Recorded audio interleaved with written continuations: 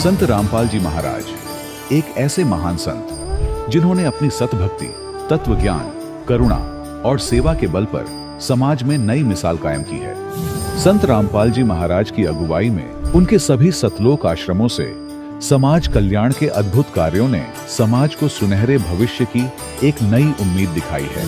संत रामपाल जी महाराज से नाम दीक्षा लेने के बाद लाखों लोगों की लाइलाज बीमारियां जैसे कैंसर, एड्स आदि ठीक हुई। संत जी के ज्ञान से प्रेरित होकर उनके अनुयायियों ने लाखों यूनिट रक्तदान किया। संत जी ने लाखों बहन बेटियों का दहेज मुक्त विवाह करवाया।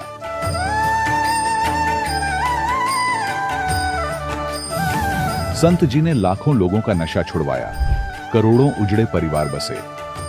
संत जी के आश्रमों में समागम के दौरान निःशुल्क नेत्र चिकित्सा, दंत चिकित्सा प्रदान की जाती है। संत रामपाल जी महाराज द्वारा समय समय पर पर्यावरण संरक्षण के उद्देश्य से बड़े स्तर पर वृक्षारोपण किया जाता है। संत जी ने जरूरतमंदों को तत्काल राहत पहुंचाने के लिए एम्बुलेंस सेवा शुरू की। संत जी अपने अनुयायियों को देहदान के लिए प्रेरित करते हैं, जिससे मानवता की सेवा और चिकित्सा क्षेत्र में सुधार हो सके। संत रामपाल जी महाराज के सभी आश्रमों में हर रोज निःशुल्क भंडारा आयोजित किया जाता है, जहां हर वर्ग, हर जाति और हर धर्म के लोग एक साथ बैठकर भोजन करते हैं।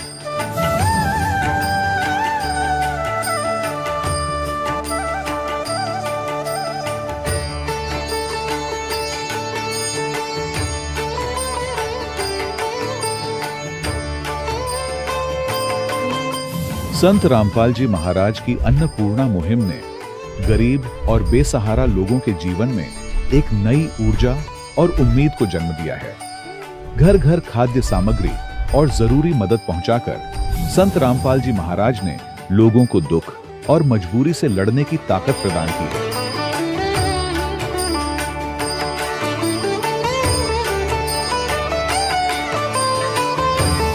संत रामपाल जी महाराज द्वारा गरीब लोगों के लिए घर बनवाने का अद्भुत कार्य एक ऐसी मिसाल कायम कर रहा है जो सदियों सदियों संत जी की उदारता और दया भावना के तौर पर जाना जाएगा।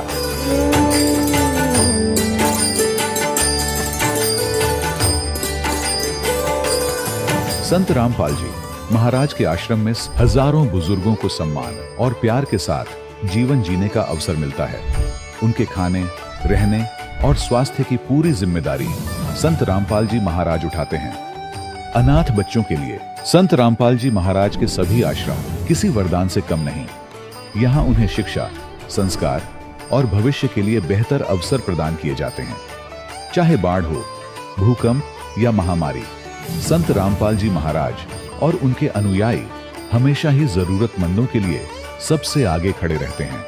कोविड महामारी के दौरान संत रामपाल जी महाराज के आश्रमों से करोड़ों लोगों के लिए भोजन, दवाइयां और जीवन रक्षक सामग्रियां उपलब्ध कराई गई। चाहे गरीब की मदद हो या किसी शोषित और पीड़ित वर्ग के हक और सम्मान की लड़ाई, संत रामपाल जी महाराज ने हमेशा ही उनकी दबी आवाज को सरकारों तक पहुंचाया है और उन्हें उचित न्याय दिलवाने में अहम भूमिका अदा की है। समाज में आध्यात्मिक और सामाजिक मूल्यों के प्रति जागरूकता लाने में संत रामपाल जी महाराज हर कदम पर मानवता के सच्चे सेवक साबित हुए हैं। संत रामपाल जी महाराज का जीवन हमें सिखाता है कि सच्ची सेवा वही है जो निस्वार्थ भाव से की जाए। आइए हम भी इस महान सेवा के कार्य में इस महान संत से जुड़ें और संत रामपाल जी महाराज से नाम दीक्षा लेकर अपने जीवन को धन्य बनाएं।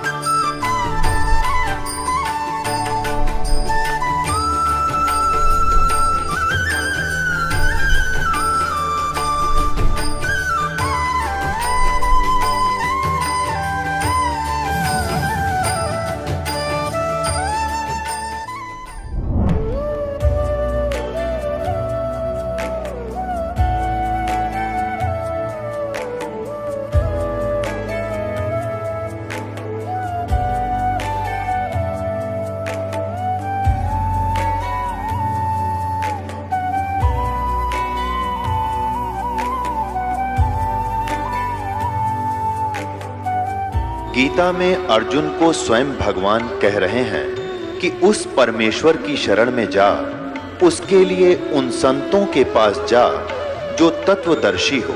इसी प्रकार हजरत मोहम्मद को उनका अल्लाह कह रहा है कि कोई और पूर्ण परमात्मा है, उसको पाने के लिए उन तत्वदर्शी संत की तलाश कर।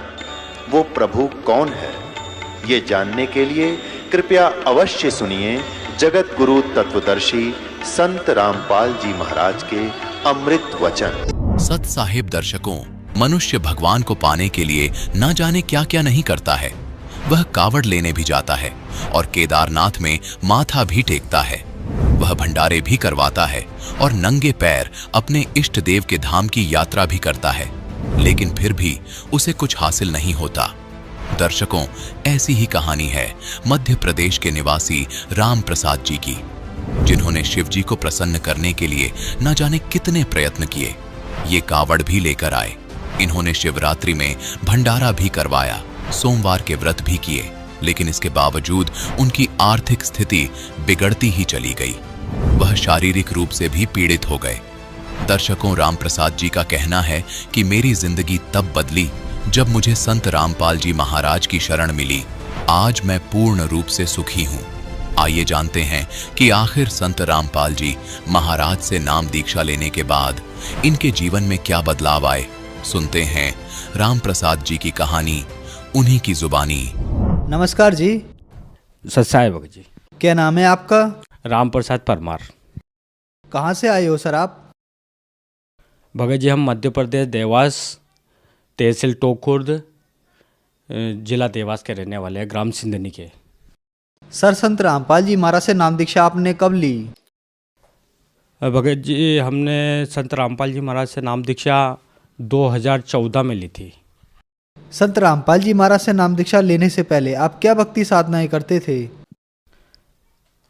सर, हम संत रामपाल जी महाराज की शरण में आने से पहले शिव जी को अपना इष्ट मानते थे, सबसे बड़ी शक्ति मानते थे और उन्हीं की भक्ति करते थे। उनकी भक्ति में हम इतने लीन हो चुके थे कि हमने हमारे हाथ में उनको भी गुदा भी रखा था।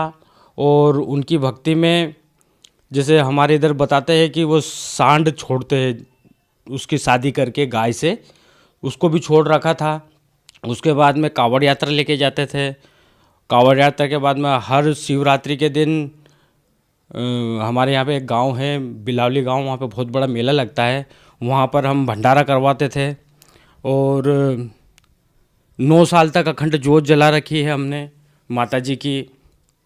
ऐसी सारी मतलब उपवास भी करते थे हमने। लगभग 12 साल तक सोमा व्रत किया है। हमारी घर से हमारी भगतमती ने भी, साथ में और भी बहुत सारे उपवास व्रत किए हैं। 11 भी करते थे, सब तरह की भक्तियाँ करते थे, पर शिव जी को इष्ट मानते थे सर हम। तो फिर आप संत रामपाल जी महाराज की शरण में कैसे आए? हाँ सर जी, ये हम इतनी सारी भक्ति में लगे हुए थे, घर पे दूसरा कोई वेस्टेज खर्चा भी नहीं था। हैरान थे कि हम इतनी सारी वेस्टेज खर्चा भी नहीं करते हैं, घर की अच्छी इनकम है। मैं मोटर वाइंडिंग का काम भी करता हूँ, मैजिक भी चलती है, घर की मैजिक के अटैच है स्कूल में, और खेती भी आती है, पर बरकत नहीं हो पाती थी। मतलब इतनी हालत डाउन हो चुकी थी कि हम हमारे मेन फ्रंट दरवाजे जो ख़राब है घर का, वो ही नहीं बदल पा रहे थे। तो कर्जा हो गया बहुत सारी।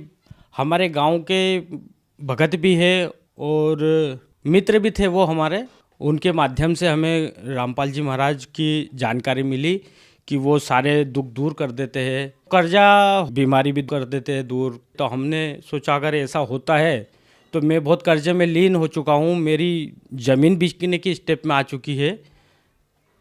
तो उन्होंने बताया कि तुमको अगर भरोसा हो रामपाल जी महाराज पर तो आप उनसे मन में कोई प्रार्थना कर लो। मेरे को कर्जा देने के लिए सिर्फ एक ही लास्ट बची थी, प्लाट था मेरा। अगर ये बिक जाता है तो ये जो लोग परेशान कर रहे हैं ये मुझे भी परेशान नहीं करेंगे। तो इसलिए मैंने मन में संत रामपाल जी महाराज से मतलब मनी मन इच्छा करी कि हे परमात्मा, अगर तुम धरती पर आए हो तो आप मेरा ये प्लाट बिकवा दो, मैं आपके शरण में आऊँगा और आपसे नाम दीक्षा लूँगा। इस आधार पर मैंने मन में संत रामपाल जी महाराज से प्रार्थना करी। उसके बाद में सर जी 3 दिन में ही वो प्लाट मेरा बिक गया। हम सतलोक आश्रम बरवाला गए और गुरुजी संत रामपाल जी महाराज से हमने फिर नाम दीक्षा ली। सर, संत रामपाल जी महाराज से नाम दीक्षा लेने के बाद क्या आपको भी कोई लाभ प्राप्त हुए? जी, संत रामपाल जी महाराज से नाम दीक्षा के बाद तो ठीक है, हमने तो सिर्फ उनको परमात्मा माना। मतलब हमने हमारे दुख, जो सबसे बड़ी समस्या थी मेरा कर्जा, वो नाम ना लेने से पहले ही उनको हमने प्रार्थना लगाई थी, जो मेरा 3 दिन में काम हो गया। और नाम लेने के बाद में तो बहुत चमत्कार हुए। सबसे बड़ा चमत्कार तो ये हुआ कि बोर लगाने की सोच ली और संत रामपाल जी महाराज से फिर हमने प्रार्थना लगवाई। वहाँ से आदेश आया कि आप कहीं पे भी बोर लगा लो, संत रामपाल जी महाराज आपका ऊपर दया करेंगे। उसके बाद में हमने बोर लगवाया। पानी संत रामपाल जी महाराज की दया से बहुत निकला और हमने मोटर डाली उसमें। और भगत जी, मोटर डालने के बाद में एक ऐसा चमत्कार हुआ कि ये मोटर हमने डाल के हमने फिर करंट लगाना चाहा मोटर को चालू करने के लिए। तो हमने खंभे से 3 तार फैलाकर स्टार्टर जो भी लाइट की सारी व्यवस्था चालू करने के लिए हमने लगाई। और लाइट चालू करते समय ऐसा हुआ कि लाइट चले गई।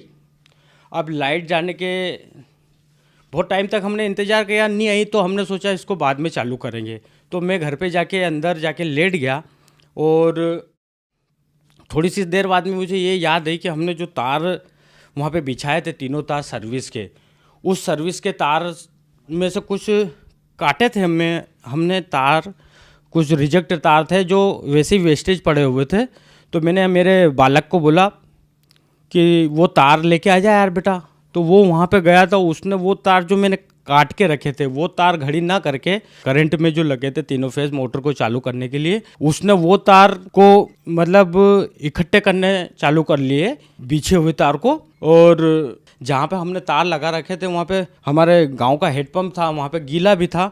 तो वो ऐसे गीले में से पानी में ही जा रहा था घड़ी करते हुए और वहाँ पर उसको करंट लग गया।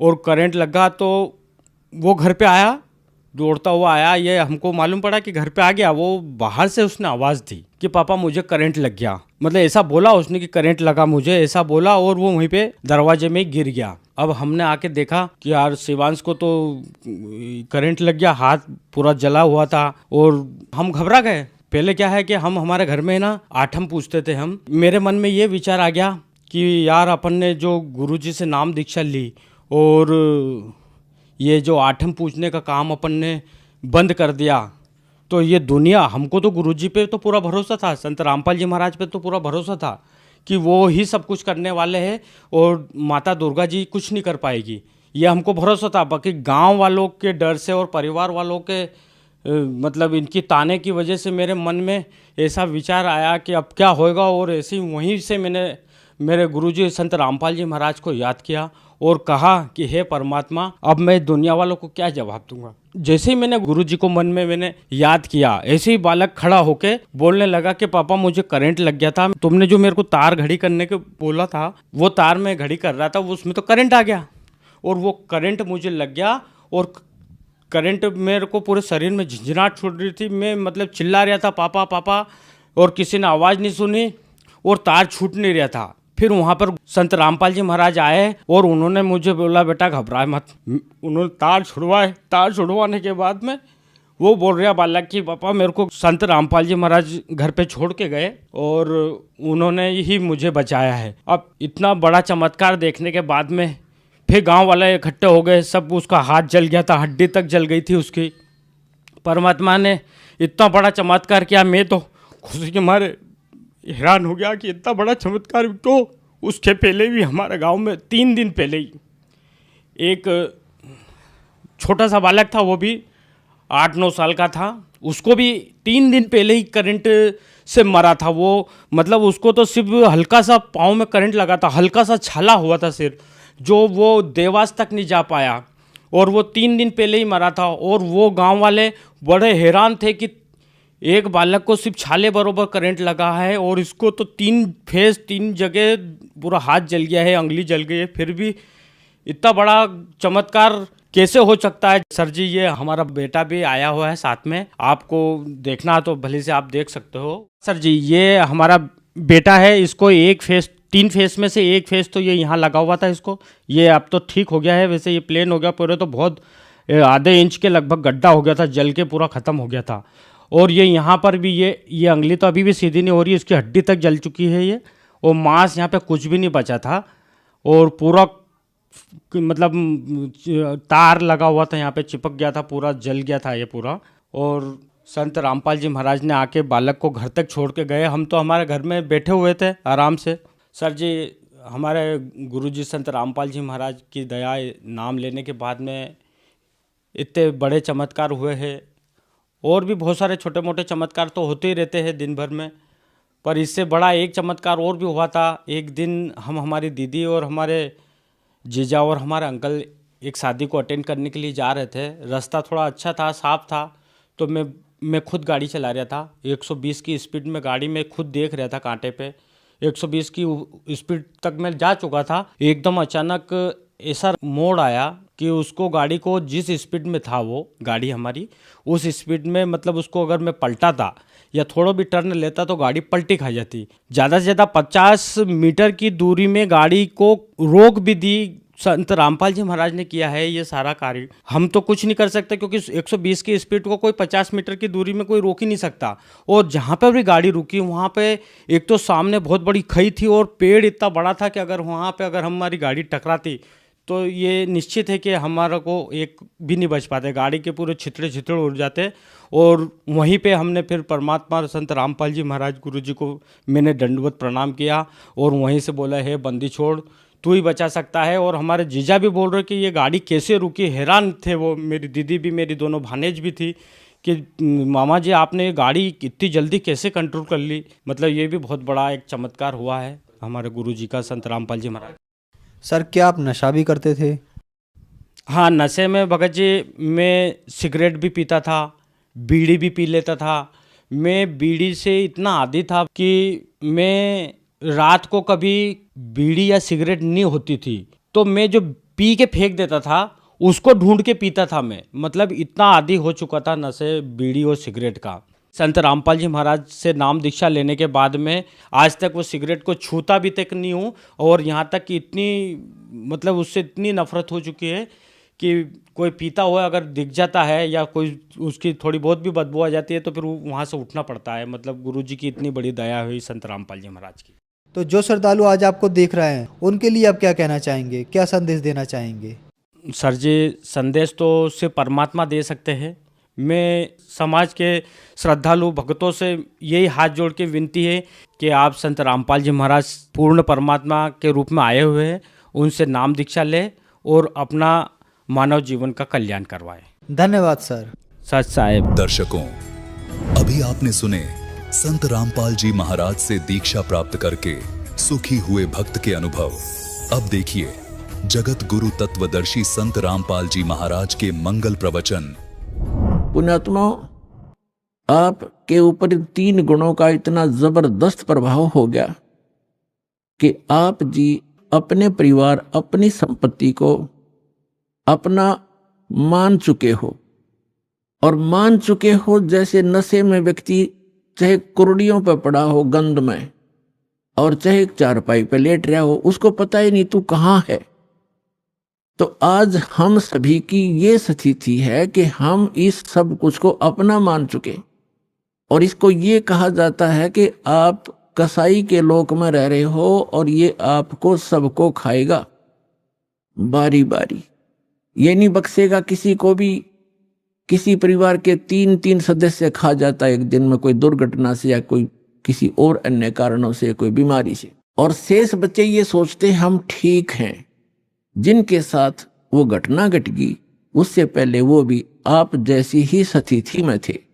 तो पुण्यात्माओं, परमात्मा ने रजा बख्शी आपको ये ज्ञान देने की, और फिर वो विकल्प बताया कि यहां से जाकर आप कहाँ रहा करोगे।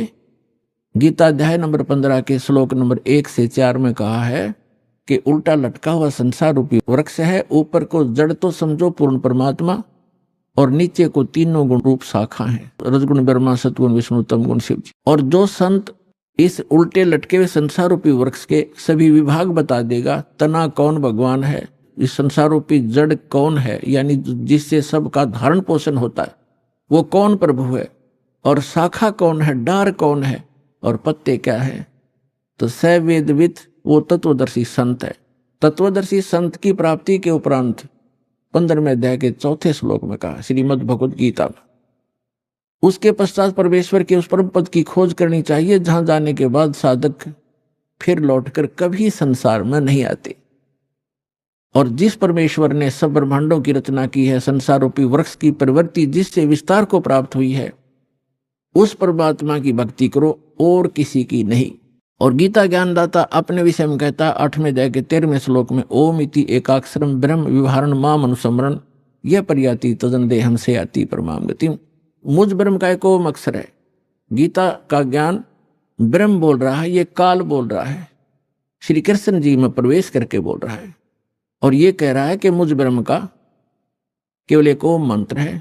इसका उच्चारण करते हुए संसार छोड़कर जाते समय भी, मरते समय भी इसी का जाप करता है, तो ओम से मिलने वाली जो परम गति वो प्राप्त हो जाती है, वो ब्रह्मलोक प्राप्त होता है। ब्रह्मलोक में गए प्राणी भी वापस आते हैं, 8वें अध्याय के 16वें श्लोक में गीता जी में स्पष्ट किया है, वो भी पुनरावृत्ति के अंदर।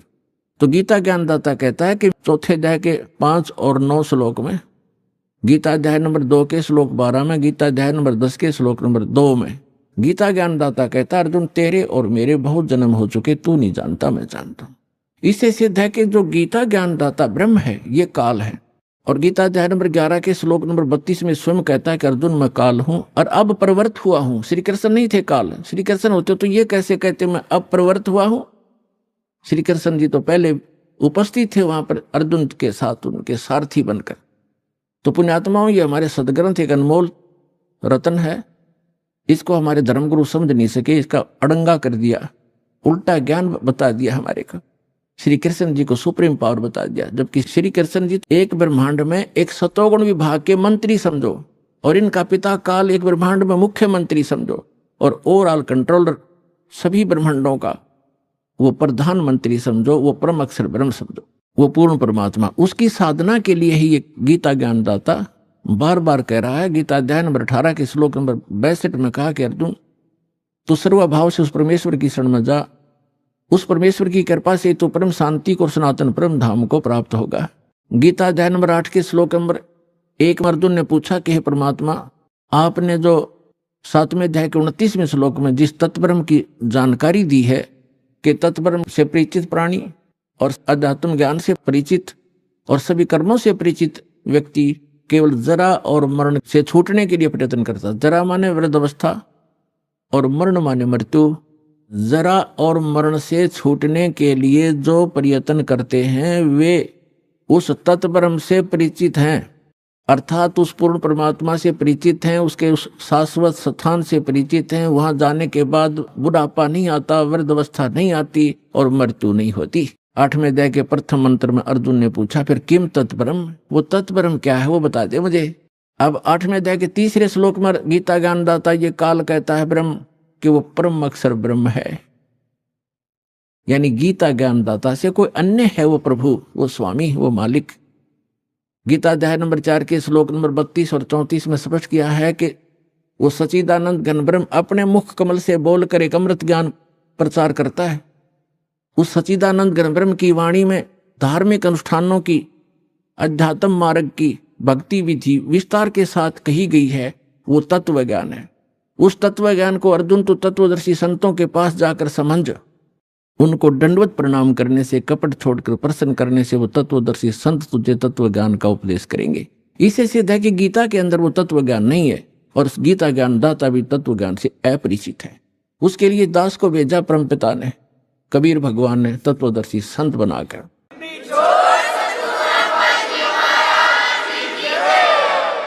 अब जो प्रसंग चल रहा है कि गीता ज्ञानदाता 8वें अध्याय के 3रे मंत्र में कहता है कि वो परम अक्षर ब्रह्म है, और गीता अध्याय नंबर 8 के श्लोक नंबर 5 और 7 में अपनी साधना करने को कह रहा है कि मेरी भक्ति कर, मुझे प्राप्त होगा, लेकिन युद्ध करना पड़ेगा। और पुण्यात्माओं, जहां युद्ध है वहां शांति नहीं हो सकती। इसलिए गीता ज्ञानदाता कहता है 18वें अध्याय के 62वें श्लोक में कि सर्वभाव से तू उस परमेश्वर की शरण में जा, उस परम अक्षर ब्रह्म की शरण में जा, उसकी कृपा से तू परम शांति को और सनातन परम धाम को प्राप्त होगा, जहां जाने के बाद साधक फिर लौटकर कभी संसार में नहीं आते।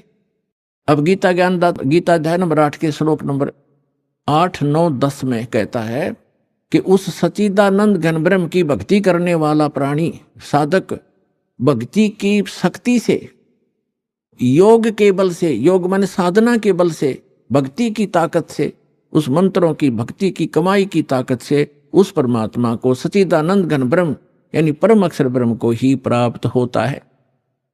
अपना तो उसने मंत्र बता दिया 8वें अध्याय के 13वें श्लोक में कि मुझ ब्रह्म का केवल एक ओम अक्षर है, नथिंग एल्स। ओम नमः शिवाय, ओम भगवते वासुदेव, ये मंत्र नहीं है, ये तो बाल बलौने वाले खिलौने हैं, मीठी गोलियां हैं। 17वें अध्याय के 23वें श्लोक में गीता ज्ञानदाता ने केवल संकेत दिया है कि उस सच्चिदानंद घन ब्रह्म के पाने का 3 मंत्र का जाप है, नथिंग एल्स, उसके अतिरिक्त कुछ नहीं। ओम तत्सत इति निर्देश है ब्रह्मण त्रिविध समर्थ ब्राह्मणा तेन वेदा चयगा विहिता पुरा। क्योंकि परमात्मा प्रत्येक युग में आते हैं और प्रत्येक युग में अपना यथार्थ ज्ञान सुनाते हैं। कुछ पुण्यात्माएं उनको स्वीकार करती हैं, इसलिए कहा कि सृष्टि का स्टार्ट होता है उस समय परमात्मा यथार्थ ज्ञान देता है। ब्राह्मण माने विद्वान पुरुष, बुद्धिमान व्यक्ति, फिर इसी आधार से वो साधना किया करते हैं। फिर कुछ दिनों के बाद फिर से ये काल के दूत सक्रिय हो जाते हैं और यथार्थ ज्ञान को समाप्त कर देते हैं। इसलिए गीता ज्ञानदाता कहता है कि मैंने पहले भी ये ज्ञान दिया था शाश्वत इन सभी को, और फिर उसको आगे कुछ दिन चला, लेकिन अब ये लोप हो गया या पुनः फिर दे रहा हूं। तो यहां बताया है कि ओम तत्सत, ओम तो ब्रह्म का। गीता अध्याय नंबर 15 के श्लोक नंबर 16 और 17 में 3 पुरुष हैं, एक सरपुरुष, एक अक्षर पुरुष। सरपुरुष ये काल है, ये ब्रह्म है जिसके लोक में हम फंसे हुए हैं। ये काल कसाई कहा गया है। इसको वेदों के जो ज्ञाता कहलाते थे इसको ब्रह्म कहते थे, और ब्रह्म को ये सुप्रीम पावर कहते थे। इनको कख भी पता नहीं था। ये केवल 21 ब्रह्मांड का स्वामी है, प्रभु है, ब्रह्म है। ब्रह्म माने भगवान है, स्वामी है। और फिर परब्रह्म इससे नेक्स्ट, जैसे दादा परदादा, एक दादा उससे नेक्स्ट दादा, तो ये ब्रह्म फिर परब्रह्म। परब्रह्म को अक्षर पुरुष भी कहते हैं, इसको सर पुरुष कहते हैं ब्रह्म को।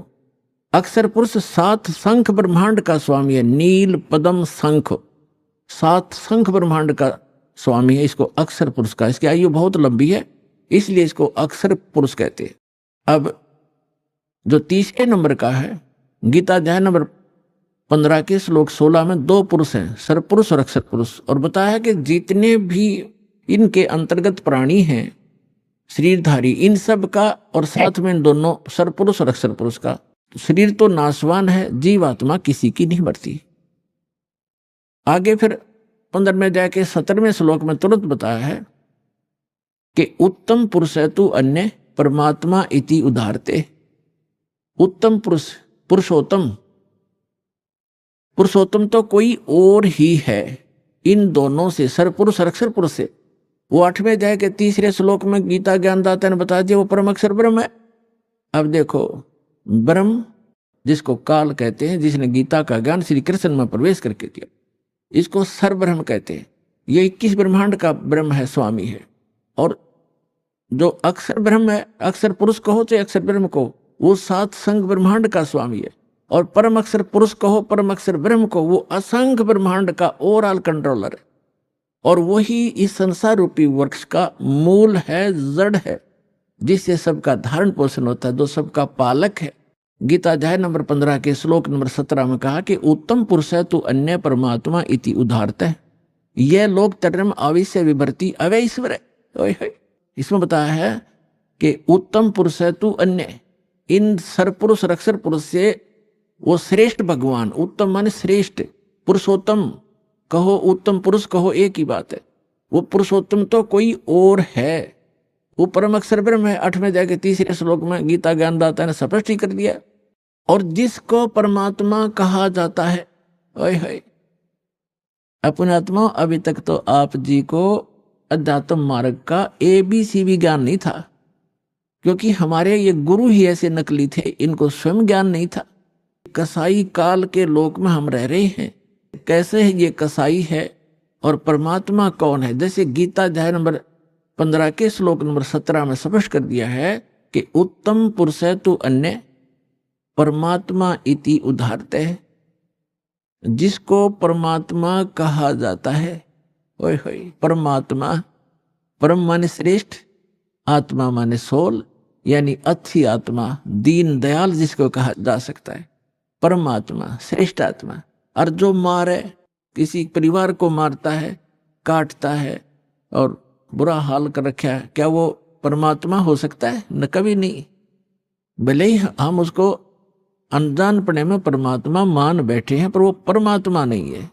परमात्मा की परिभाषा से जब आप परिचित हो गए, परमात्मा वो है जो केवल सुख दे, दुख नहीं दे। वो परमात्मा वो स्थान बता रखा कि मेरा वहां लोक है, मैंने वहां ऐसी व्यवस्था कर रखी है, तो सारे असंख्य ब्रह्मांडों के प्राणी आप सतलोक में रह सकते हो।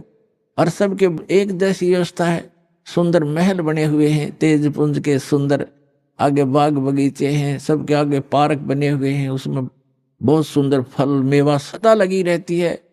और जब चाहे किसी प्रकार का आहार मन इच्छा आप करोगे, आपकी रसोई में तैयार मिलेगा, बना बनाया पका पकाया सेकंड में, और फल फ्रूट हैं। तो वहां जाने के लिए परमात्मा कहते कि वो है परमात्मा, उसको परमात्मा कहते हैं। वह मृत्यु नहीं, बुढ़ापा नहीं, रोग नहीं, शरीर ऐसा है, राग द्वेष होता ही नहीं। और वहां ऐसी व्यवस्था है तो चाहे तो भी राग द्वेष नहीं हो सकता, क्योंकि सबको एक जैसी सुविधाएं हैं। अब जैसे पुण्यात्मा, आप यहाँ रह रहे हो, 2 दिन रुको, 10 दिन रुको, आपको बना बनाया भोजन एक भंडारे मिलेगा, एक जैसा सबको, किसी में कोई अंतर नहीं, एक जैसी सीटिंग होगी, एक जैसा आपका बिस्तर होगा, एक जैसे सबको नहाने धोने की व्यवस्था सबको बराबर है। तो यहाँ राग द्वेष हो ही नहीं सकता। कोई उसे मूर्ख बुद्धि भ्रष्ट होता है, जिसका स्वभाव में प्रवेश होता है, वो आकर बकवास वैसे कर लो। किसी ने यहाँ गद्दा लगा रखा है, अपना बिस्तर लगा रखा है, दूसरा आके घाटी इधर, मैं इधर बैठूंगा, तो ये तो कहीं पैदा कर लो। बकवादी आदमी होते हैं, वो तो दुर्बुद्धि होते, नहीं तो सभ्य व्यक्ति होते हैं। यहाँ कोई प्रकार का द्वेष राग आपको नहीं हो सकता, क्योंकि सबको एक जैसी व्यवस्था है। ऐसे ही सतलोक के अंदर वहां किसी चीज का अभाव नहीं। यहाँ चोरी डाकैत और ये बुराइयां क्यों करते हैं? क्योंकि यहाँ पर हर चीज का अभाव है। प्रत्येक वस्तु किसी भी व्यक्ति को उपलब्ध नहीं है, चाहे किस कोई भी है। किसी को ऐसा रोग हो जाएगा, चाहे कितना सेठ है, उसकी दवाई मिल लेना, मारे जाओ टक्कर द्वार के। एक बता रहा था कि इतना बड़ा सेठ था, करोड़ों की इनकम थी उसको, और स्वयं वो कोई ना फल खा सकता था, ना कोई आहार कर सकता था। दाल का पानी घोल के और छान के पिया करता, चाट ले उस माया न सिर पर धर ले फैक्ट्री और कोई ठीरे। कहते हैं जीवित जग में जूती पड़े फिर जम तोड़े छाती, बिना भक्ति के प्राणी यही दुखी हो जाएंगे, अगयम के दूत उनको बहुत सताएंगे। तो यहाँ परमात्मा आपको बताना चाहते हैं कि आप काल के लोक में रह रहे हो। गीता अध्याय नंबर 15 के श्लोक नंबर 16-17 में 3 पुरुष बताए। अब 17वें का प्रकरण चल रहा है कि उत्तम पुरुष है तू अन्य और परमात्मा इति उदाहरते, उसको परमात्मा कहा जाता है।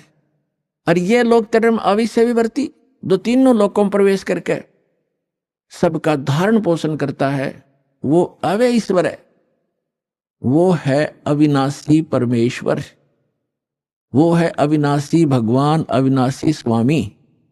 गीता अध्याय नंबर 15 के श्लोक नंबर 18 में ये बुद्धिहीन व्यक्ति जो नकली हैं वो ये कहते हैं कि रामपाल 15वें अध्याय के 18वें श्लोक के बारे में क्यों ना बोलता, कि उसमें गीता ज्ञानदाता कहता है कि मैं इन सभी प्राणियों से उत्तम हूं और इसलिए लोके वेदे, लोक वेद में पुरुषोत्तम प्रसिद्ध हूं।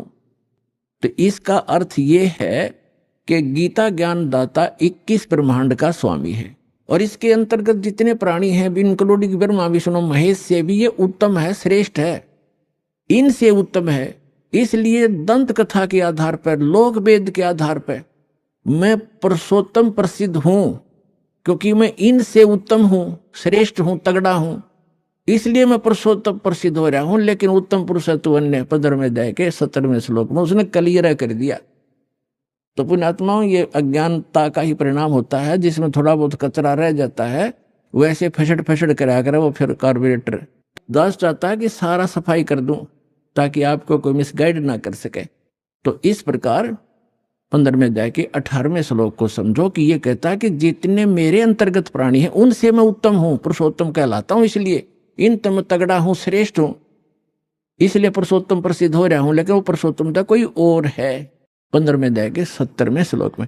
तो अब हम यहां आते हैं कि उसको परमात्मा कहा जाता है। ओए है परमात्मा। अब देखो, प्रभु का नाम का अर्थ होता स्वामी। उसको ब्रह्म कहो, प्रभु कहो, साहिब कहो, और राम गॉड खुदा अल्लाह कहो। अल्लाह भी स्वामी। और जैसे परमात्मा किसे कहते हैं? परमात्मा उसे कहते हैं जो कभी दुख नहीं देता, सबको सुख सुख देता है।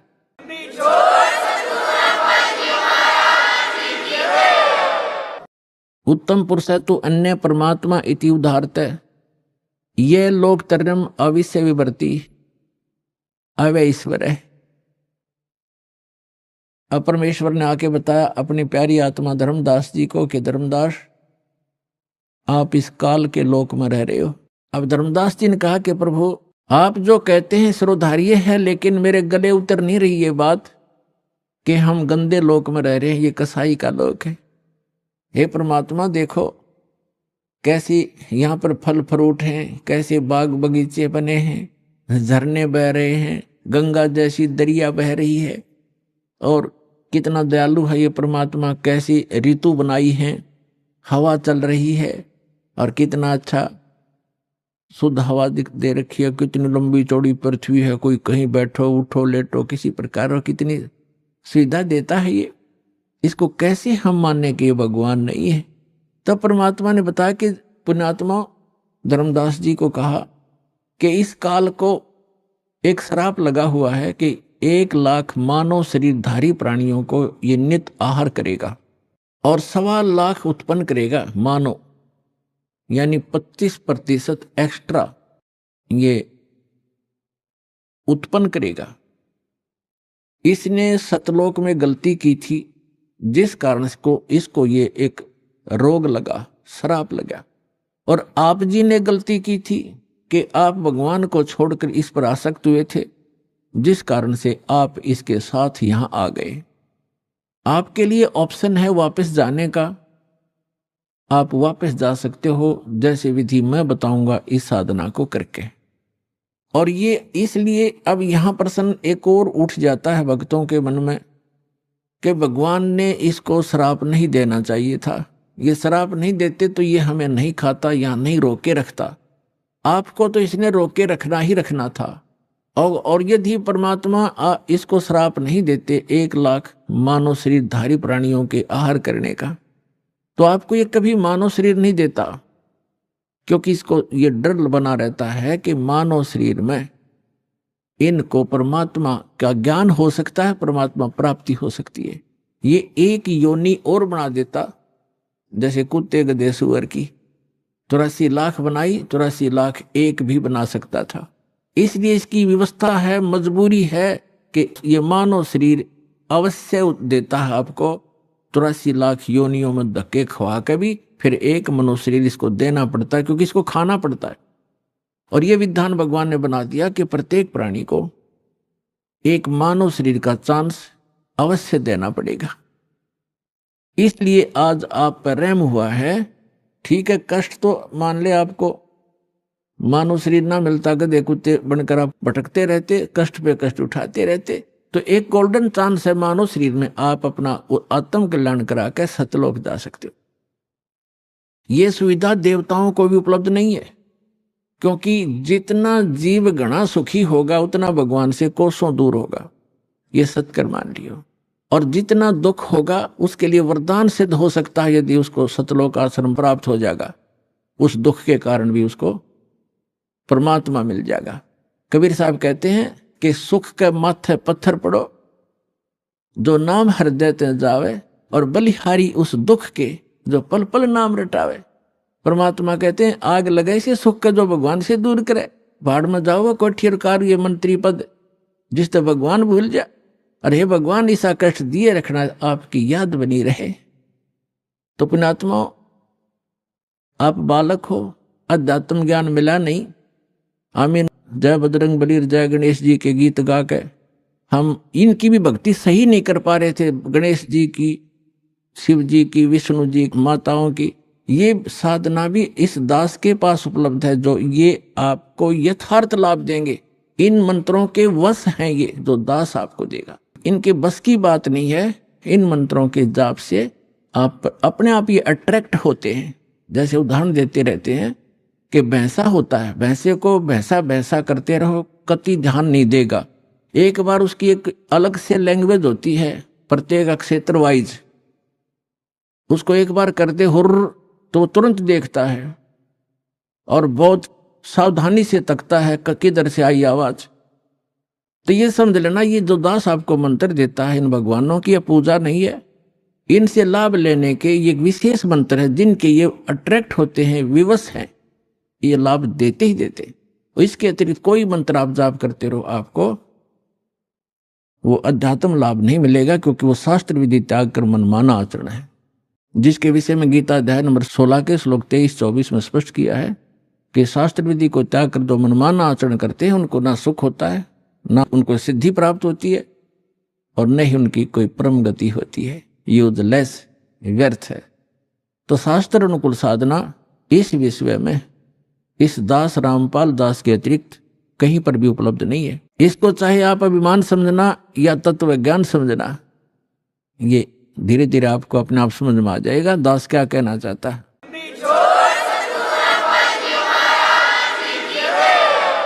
अभिमान तो वो व्यक्ति किया करता जिसकी अपनी कोई खोज हो, चाहिए तो उसने भी नहीं। और हम तो संत भक्त हैं, हम किसी प्रकार का कोई अभिमान या ईगो कभी नहीं रखते। जो ऐसा रखता है वो भक्त नहीं, ना संत नहीं, क्योंकि ये तो सदग्रंथों में प्रमाणित है, हमारे सदग्रंथों में लिखा हुआ था। वो खजाना इनका हाथ लगा नहीं, क्योंकि इनको ज्ञान नहीं था। अपन आत्माओं, जैसे श्रीमद् भगवद गीता अध्याय नंबर 17 के श्लोक नंबर 23 में लिखा है, ओम तत्सत इति निर्देश ब्रह्मण त्रिवेद समर्थ ब्राह्मणा तेन वेदात यज्ञा विहिता पुरा। इसका अर्थ ये है कि उस सच्चिदानंद घन ब्रह्म परम अक्षर ब्रह्म के प्राप्ति का, उस शाश्वत स्थान में जाने का एक 3 अक्षर का मंत्र है, ओम तत्सत इति निर्देश है। निर्देश माने डायरेक्शन, नथिंग एल्स, फाइनल फैसला, फाइनल डिसीजन। अच्छा, यहाँ पर ओम तो ब्रह्म का है, अक्षर पुरुष का, और तत् और सत ये सांकेतिक है। तत् ये अक्षर पुरुष का, जिसको अक्षर ब्रह्म भी कहते हैं, जो सात संग ब्रह्मांड का स्वामी है, ये मंत्र है। और सत्य ये परम अक्षर ब्रह्म का मंत्र है। ये तत् और सत्य सांकेतिक है। और यहां बताया है, गुरु बिन वेद पढ़े जो प्राणी, समझन सार रहे अज्ञानी। गुरु बिन काहुन पाया ज्ञाना, जो थोथा भूस छड़े मूड किसाना। सतगुरु के बिन, गुरु के बिना किसी को भी वेदों का ज्ञान नहीं हुआ। वो तो ऐसे अपने अटकलबाजी करते रहे, जैसे कोई मूढ़ किसान धान निकालने के बाद पड़ी पराली को और उसको कूट रहा है मोगरों से, डंडों से, या उनको पटक रहा है पकड़ पकड़ के। किस लिए? उसे पूछा जाए कि इसमें से कनक निकाल लूंगा, धान निकाल लूंगा, तो उसको ज्ञान नहीं है, वो मूढ़ है। और समझदार तो उसमें से निकाल के ले जा चुका है, वो तो पराल पड़ी है, भूस पड़ा है। तो जो भूस को कूट रहा है वो उस मार्ग का परिचित नहीं है। तो यहां बताया है, गुरु बिन काहु न पाया ज्ञाना, जो थोथा भूस छड़े मूढ़ किसाना। गुरु बिन वेद पढ़े जो प्राणी, और समझे न सार रहे अज्ञानी। तो सभी अज्ञानी थे। कई वक्त आते हैं, वो कहते हैं जी मैंने सुधांशु जी से नाम ले रखा है, और फिर क्या बताता जी प्रेत बाधा है कई वर्षों से। अच्छा, फिर सुधांशु जी के मंत्र ने क्या काम करे आपका? क्या नाम दे रखा है? ओ हरिओम तत्सत। अरे वाह भाई वाह, ये है वो नीम हकीम। कहते वस्तु कहाँ खोजे कहाँ, किस विद लागे हाथ, एक पलक में पाइए भेदी ले ले साथ। अब ये तत् और सत ये सांकेतिक है। ओम तत्सत ओम तत्सत ये नहीं जप करना। हरि ओम तो कभी करना ही नहीं साथ लगा करके। ओम की बेइज्जती करते हो आप। ओम मंत्र अकेला जाप किया जाता है, इसके साथ कोई भी जोड़ नहीं होना चाहिए। अब क्या बता है कि जैसे एक धनी व्यक्ति था, सेठ था, साहूकार, उसने अपने ही मकान के आंगन में एक मंदिर बना रखा था और उस वही में लिख दिया पैड में, डायरी में, कि चांदनी 14 रात्रि के 12 बजे मंदिर के गुम्बज में इतने किलो चांदी, इतने किलो सोना और इतने नगद पैसे जमा कर रखे, दबा रखे। इसलिए कोड वर्डों में लिखते थे कि बच्चे कहीं गलती से कभी खोद बैठे, निकाल ना लें, मेरे जाने के बाद फिर ये प्रयोग कर लें। इसलिए चोरों के डर से वो ऐसे छुपा दिया करते थे। पहले बैंक नहीं होते थे। अभी आपने सुने संत रामपाल जी महाराज के मंगल प्रवचन। आइए अब सुनते हैं संत रामपाल जी महाराज से नाम दीक्षा लेकर सतभक्ति करके अद्भुत लाभ प्राप्त करने वाले अनुयायी के विचार। दर्शकों, जब व्यक्ति अपने जीवन की कठिनाइयों से तंग आ जाता है और उसे कोई रास्ता नजर नहीं आता है, तो वह अपने जीवन को ही समाप्त करने की ठान लेता है। ऐसा ही हैरान कर देने वाला किस्सा आज हम आपके सामने लेकर आए हैं। यह कहानी इंदौर, मध्य प्रदेश के रहने वाले जय नारायण जी की है। हिंदू धर्म की भक्ति और तमाम कर्मकांड करते हुए भी जय नारायण जी पूरी तरह से कर्ज में डूब गए। इन्हें अनेक कष्टों ने घेर लिया। जब भक्ति से भी कोई राहत मिलती नजर न आई, तो जय नारायण जी ने अपने जीवन को समाप्त करने की ठानी, लेकिन उसमें भी ये सफल ना हो सके। लेकिन आज संत रामपाल जी महाराज की शरण में आने के बाद इनका कहना है कि ये पूर्ण रूप से सुखी है। तो आइए जानते हैं कि जय नारायण जी ऐसा क्यों कह रहे हैं। सुनते हैं जय नारायण जी की कहानी उन्हीं की जुबानी। नमस्कार सर। सर साहेब। सर क्या नाम है आपका? जय नारायण ददोरे। जय नारायण जी आप कहाँ के रहने वाले हैं? 218 बी साई बाबा नगर, इंदौर, मध्य प्रदेश। सर संत रामपाल जी महाराज से नाम दीक्षा आपने कब ली? जी मैंने संत रामपाल जी महाराज जी से नाम उपदेश सन 2016 मार्च महीने में ली। संत रामपाल जी महाराज से नाम दीक्षा लेने से पहले आप क्या भक्ति साधनाएं करते थे? जी सर, मैं संत रामपाल जी महाराज जी से नाम उपदेश लेने के पहले जय गुरुदेव पंथ मथुरा वाले जो हैं उनसे जुड़ा हुआ था। वहाँ पर करीब मैंने 3 वर्ष तक भक्ति करी। बाकी भक्ति करते करते मुझे कुछ भी ऐसा ना आध्यात्मिक लाभ हुआ, ना ही किसी प्रकार का कुछ लाभ प्राप्त हुआ। मतलब मैं बहुत ही परेशान रहता था और मेरे ऊपर कर्जा भी करीब 4 लाख रुपए का कर्जा हो गया था और वो भक्ति करने से मुझे ऐसा कुछ भी लाभ प्राप्त नहीं हुआ। सर आप पहले जय गुरुदेव पंथ में भक्ति करते थे, ये भक्ति साधना करते हुए आपकी आर्थिक स्थिति खराब हो गई, तो फिर इन सब परेशानियों के बीच आपको संत रामपाल जी महाराज की जानकारी कहाँ से हुई? जी सर, संत रामपाल जी महाराज जी के बारे में हमारे जो बड़े भैया हैं वो संत रामपाल जी महाराज जी से नाम उपदेश उन्होंने सन 2011 में ले चुके थे। तो वो जब भी उनसे मुलाकात होती थी वो हमको संत रामपाल जी महाराज जी की द्वारा लिखी हुई एक पुस्तक है ज्ञान गंगा, उन्होंने वो पुस्तक हमें दी। हमने वो पुस्तक पूरे विस्तार से पढ़ी। पुस्तक पढ़ने के बाद और हम संत रामपाल जी महाराज जी का जो सत्संग आता है चैनल पर, वो सत्संग भी हम देखते थे। तो वो देखने के बाद फिर मैंने जो है संत रामपाल जी महाराज जी से नाम उपदेश लेने की सोची। तो अपने जो इंदौर मध्य प्रदेश है यहाँ पर उनका एक सेंटर खुला हुआ था। वहाँ पर जो है सेवादार लोग वहाँ पर सेवा भी करते हैं और वहाँ पर नाम उपदेश की भी निःशुल्क व्यवस्था रहती है। तो वहाँ पर जाकर के मैंने सन 2016 में निःशुल्क संत रामपाल जी महाराज जी से नाम उपदेश लिया।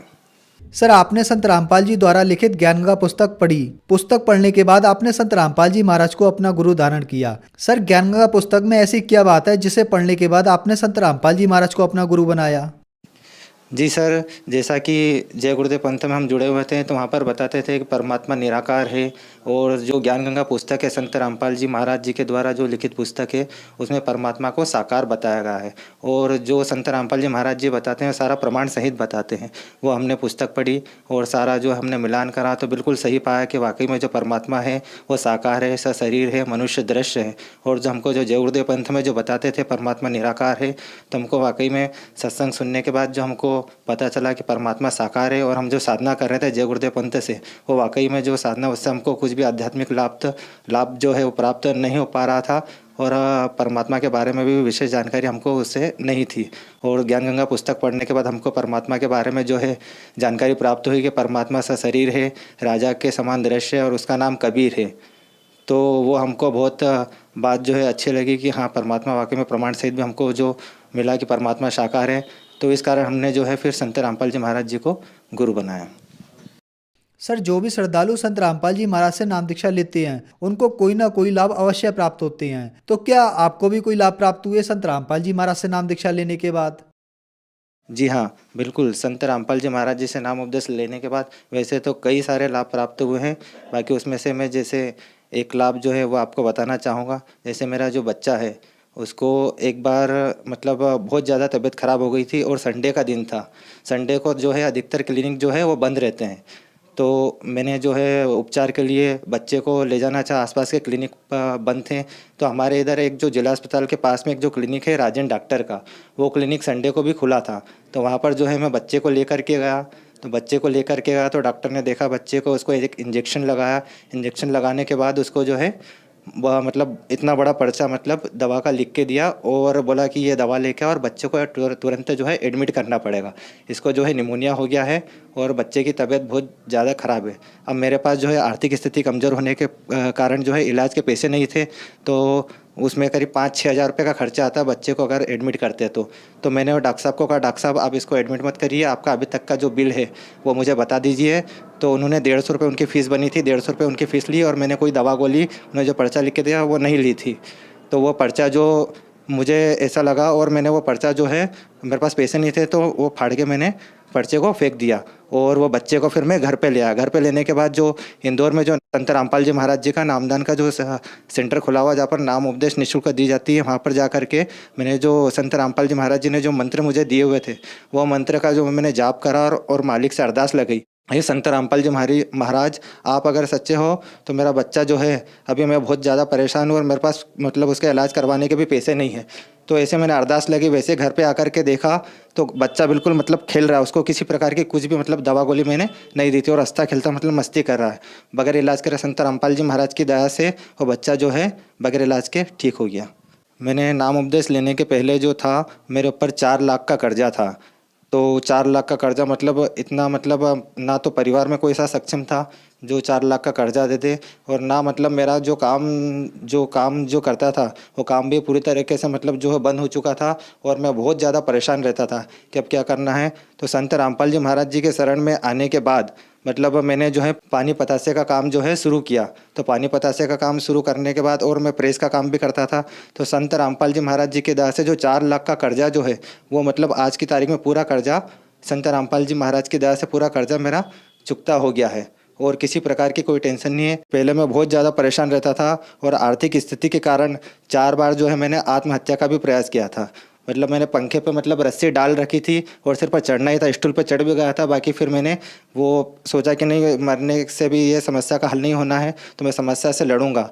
तो संत रामपाल जी महाराज जी से नाम उपदेश लेने के बाद जो है मेरा जो 4 लाख का कर्जा है वो पूरा ख़त्म हो गया। कर्जे से मैं पहले बहुत ज़्यादा परेशान रहता था। एक बार तो मैंने मतलब सल्फास की जो गोली आती है वो भी जेब में रख ली थी कि सल्फास खाना है। एक बार ट्रेन की पटरी के वहाँ पर भी चले गया था कि ट्रेन में कूद के जान दे दूंगा।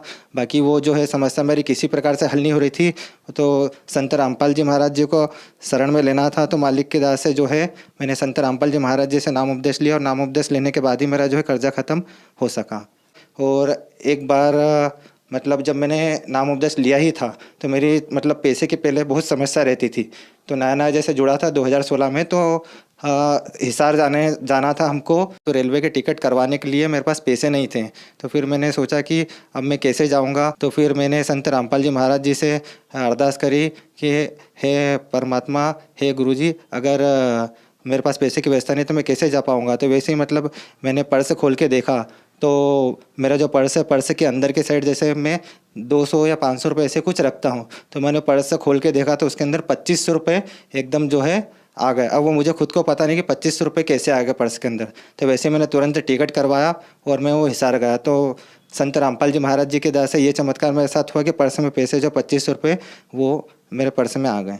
और आज की जो आर्थिक स्थिति है संत रामपाल जी के महाराज जी की दया से, आज जो मैं पहले किराए के मकान में रहता था, अब संत रामपाल जी महाराज जी की दया से हमारे जो ससुर जी हैं उनको प्रेरणा करी संत रामपाल जी महाराज जी ने, और आज जो है दास के पास घर का मकान भी है और अभी काम धंधा भी व्यवस्थित जमा हुआ है, पानी पतासे का भी बढ़िया चलता है और मैं प्रेस भी करता हूँ।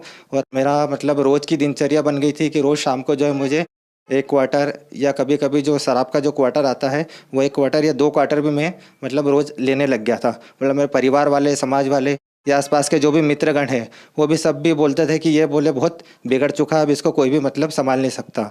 और सिगरेट भी मतलब रोज़ के 1-2 पैकेट सिगरेट के जो है मैं रोज़ के ख़त्म कर देता था। मतलब इतना बेकार इंसान था, मतलब शराब भी बहुत पीता था मैं, और जुआ वगैरह ये सब बहुत मतलब जो भी बुरी आदतें थे सारी मतलब आदतें मुझ में थी और बहुत ज़्यादा परेशान हो गया था। उसी के कारण कर्जा भी मेरे पर हो गया था। तो वो जो है संत रामपाल जी महाराज जी के शरण में आने के बाद वो सारी बुराइयां भी मतलब छूट गई। और आज जो मेरे मित्रगण जो सहयोगी गण है वो भी जैसे मिलते हैं तो आश्चर्य करते हैं कि ये जो हम तो सोच ही नहीं सकते थे कि ये मतलब तुझसे जो है छूटेगी शराब वगैरह ये। तो मैं उनको बार बार ये समझाता हूँ, देखो ये जीव के बस की बात नहीं है छोड़ना, ये संत रामपाल जी महाराज जी की दया ही है जो उनके नामोपदेश लेने के बाद जो है ये सारी चीज़ें छूट गई मुझसे। तो उनको भी मैं समझाता हूँ कि आप लोग भी आइए शरण में और अपना कल्याण करवाइए। और आज जो है मैं जो कुछ भी हूँ नशा मुक्त जो हूँ वो संत रामपाल जी महाराज जी की दया से ही हूँ। सर, संत रामपाल जी महाराज से नाम दीक्षा लेने के बाद आपका नशा दूर हो गया, जबकि सरकार लोगों को नशा मुक्त करने के लिए करोड़ों रुपए खर्च करती है, कई प्रकार की योजनाएं चलाती है। यह कैसे संभव है कि संत रामपाल जी महाराज से नाम दीक्षा लेने के बाद आपका नशा छूट गया? जी सर, जो सरकार जो योजनाएं चलाती है, एक तरफ तो सरकार अभी बोल रही है कि शराब बंद होना चाहिए और दूसरी तरफ जो है आहते और मतलब खोल रखे हैं, तो ये कैसे पॉसिबल है? संत रामपाल जी महाराज जी के शरण में आने के बाद जो है हमको ज्ञान हुआ कि शराब से हमारा जो है आगे क्या बनना है। शराब पीने के बाद जो हमको संत रामपाल जी महाराज जी ने सत्संग में बताया है कि शराब पीने के बाद हमको ये भुगतना पड़ेगा, तो हमको वो ज्ञान हुआ। और संत रामपाल जी महाराज जी के शरण में आने के बाद जो संत रामपाल जी महाराज जी ने जो हमको मंत्र दिए हैं वो मंत्र मतलब इतने पावरफुल है, इतने शक्तिशाली, और मेन बात जो है वो मंत्र जो है प्रमाण सहित है। मतलब हमारे वेदों ग्रंथों के आधार पर जो संत रामपाल जी महाराज जो भक्ति देते हैं वो प्रमाण सहित देते हैं। तो मंत्र में इतनी शक्ति है कि वो मंत्र से ही हमारा जो है ये नशा छुड़ सका है। नहीं तो और भी जितने भी पंथ हैं उनके जो शिष्य हैं मतलब उनमें मतलब वो छोड़ना भी चाहे तो नहीं छोड़ सकते हैं, क्योंकि उनके जो भक्ति है सतमार्ग की भक्ति नहीं है और प्रमाण सहित नहीं है। तो मेरा सभी से ये प्रार्थना है कि आप सभी संत रामपाल जी महाराज जी के शरण में आइए और यहाँ पर आने के बाद आपकी सभी बुराइयाँ जो है वो छूट जाएगी। सर, संत रामपाल जी महाराज से नाम दीक्षा लेने के बाद आपकी आर्थिक स्थिति ठीक हुई। आप इस तरह से परेशान थे कि आप आत्महत्या करने की स्थिति में पहुंच गए थे, लेकिन संत रामपाल जी महाराज से नाम दीक्षा लेने के बाद आपकी आर्थिक परेशानी दूर हुई और आपके बच्चों को जो निमोनिया हो गया था वह भी संत रामपाल जी महाराज की कृपा से ठीक हुआ और आज संत रामपाल जी महाराज की कृपा से आप नशा मुक्त हैं। तो जो श्रद्धालु आज आपको देख रहे हैं वह भी किसी न किसी परेशानियों से या नशे से ग्रस्त हैं, उनके लिए आप क्या संदेश देना चाहेंगे? जी, मैं सभी पुण्य आत्माओं से, सभी धर्म प्रेमी जनता से यही बोलना चाहूँगा कि आज जो है पूरे विश्व में जगत गुरु तत्वदर्शी संत रामपाल जी महाराज जी के अलावा कोई भी अधिकारी संत नहीं है। तो आप सभी पुण्य आत्माओं से, धर्म प्रेमी जनता से, माता बहनों से, भाइयों से, सभी से निवेदन करना चाहूँगा कि आप जल्द से जल्द संत रामपाल जी महाराज जी के शरण में आइए और उन्हीं के शरण में आने के बाद ही आपका कल्याण संभव है, क्योंकि पूरे विश्व में कहीं पर भी जो सद्भक्ति मार्ग है वो कहीं पर नहीं है। तो आप जी से निवेदन है, करबद्ध प्रार्थना है कि आप संत रामपाल जी महाराज जी से नाम उपदेश ले करके अपना कल्याण करवाइए और अपना मोक्ष करवाइए। सर, संत रामपाल जी महाराज से नाम दीक्षा कैसे ले सकते हैं?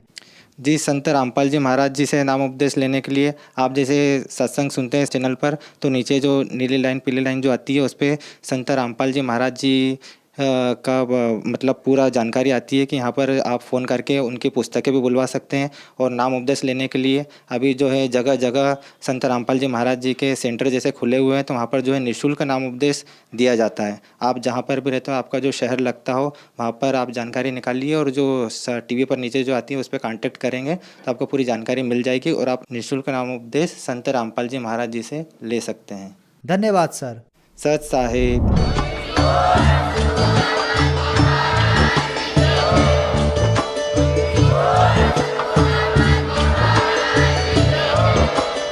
आप सुन रहे थे जगत गुरु तत्वदर्शी संत रामपाल जी महाराज जी के मंगल प्रवचन। अधिक जानकारी के लिए विजिट कीजिए हमारी वेबसाइट www.jagatgururampalji.org।